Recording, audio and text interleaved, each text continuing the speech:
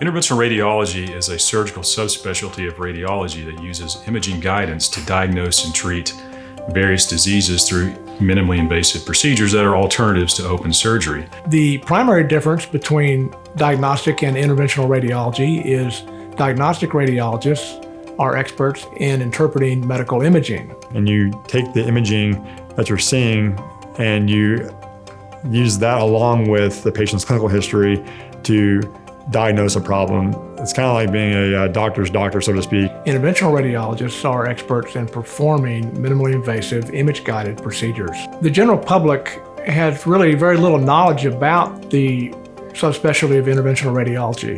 They frequently only find out about us when they or the family member gets ill or their doctor tells them they don't have any options. The field of interventional radiology it's novel, it's always evolving, it's very dynamic, it's very kind of technology heavy as well. So it's one of those fields where we're using kind of the newest, greatest technology to kind of help our patients solve their problem.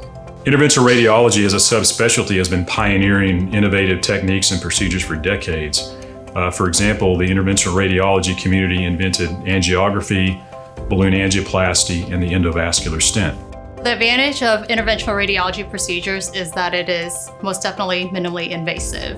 So we can do procedures treating patients all the way from the brain with brain aneurysms, subarachnoid hemorrhages, strokes, all the way down to the toes with the legs with the peripheral arterial diseases where we can open up clogged arteries to improve blood flow down their legs. We do everything with like a tiny little incision. For example, a brain aneurysm, before this field existed, it required a neurosurgeon to open up a portion of the skull and then very carefully dissect down to the aneurysm and then place a metal clip across the aneurysm neck to keep it from rupturing, and then have to stay in the hospital for some days to recover from the operation.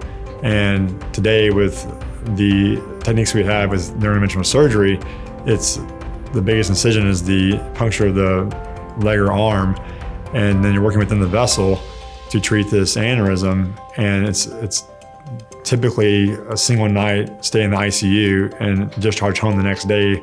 As an interventional radiologist, the best part of my job is my ability to interact directly with patients, guide them through their disease process, and offer them treatments that have a meaningful impact on their quality of life.